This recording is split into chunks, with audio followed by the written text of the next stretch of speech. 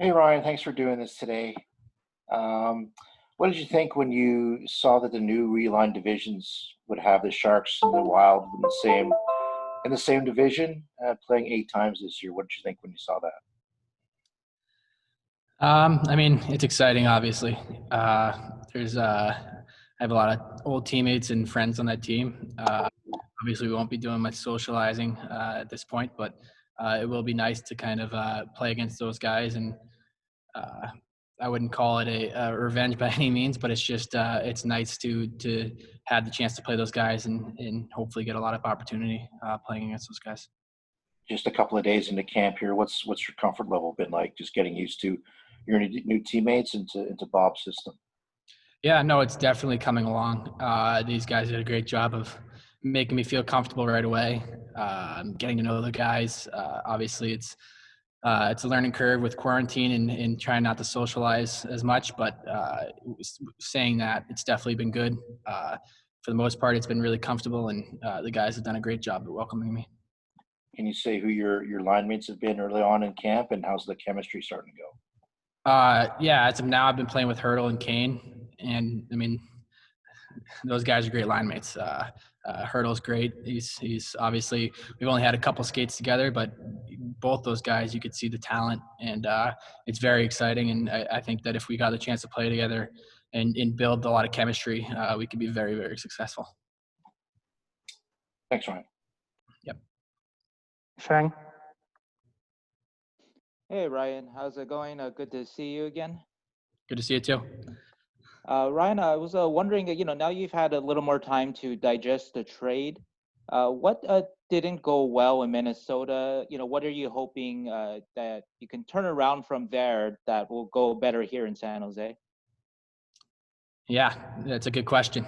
For me, it was I did everything I could. I tried to score, and I did score in my opportunities, and I tried to do what they asked of me. And uh, I think it was just a matter of finding the opportunity, and I think that there's a lot more of it here, and hopefully that I could continue to show when I get opportunity. I'll succeed because even in Minnesota, when I did get the opportunity, I was. So for me, having that opportunity here, I think that's the difference. And yeah, speaking of opportunity, getting to play with Evander and Tommy Hurdle, to start off camp. I mean, that's opportunity, right? Absolutely, and it just shows me the confidence that they have in me here, and it's very exciting. And for me, I just want to prove it to those guys as well that that I'll be one of those guys that they hope to play with as well.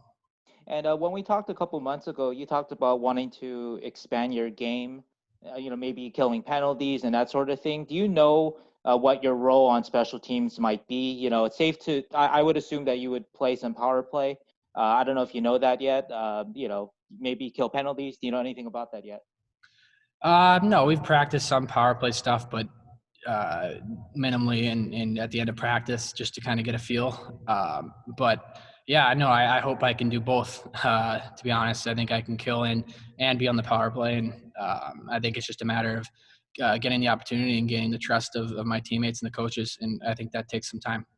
And finally, you're debuting a new number, number 16. You said that was because your favorite player growing up was Brett Hull. Brett Hull, not your dad? No, yeah. So I mean, other than my dad, as I used to say when I was a little kid, but Brett Hull was definitely my favorite player as a kid. I think my first game that I went to Dallas when my dad played in Dallas, I think Brett Hull scored a hat trick, and ever since then, it's been happy ever after with Brett Hull being my favorite player. Josh. Hey Ryan, you alluded to it a little bit, but when you're joining a new team and you don't and with the protocols and all the things that are in place, how difficult is it to sort of bond with new teammates and get to know these guys where you maybe can't hang out like you normally would in a normal season? Yeah, for sure. I think there's two ways you could look at it. It's definitely you have to make sure you're doing the proper things and doing the social distancing and making sure. But when we are together, I think we have a lot more time together than a lot of other teams do. Being here in Arizona obviously is could be a blessing in disguise. Just getting to know the guys and not being at home as much. Obviously, I think a lot of guys would rather be home with their families, but for me, having this time is definitely special to kind of get to know the guys. Devin? I don't know how close you guys are, Ryan, but having Devin along with you, does it help maybe the acclimation process? Yeah, absolutely. I think he and I both go to each other whenever we kind of have questions about certain guys or trying to remember names of everybody. So for us, it's nice to kind of have a guy to lean on, and Devin's been great. Obviously, he's been around for a long time, so he's somebody that I can look up to and kind of mold off of how I should act with a new team as he does. But for me, Devin's been great, and hopefully he can look at me in the same light. What's your sense of how determined he is to come back and have a good season? For me, honestly, I said it to him day one. It was the best. Even just looking at him, he looked great.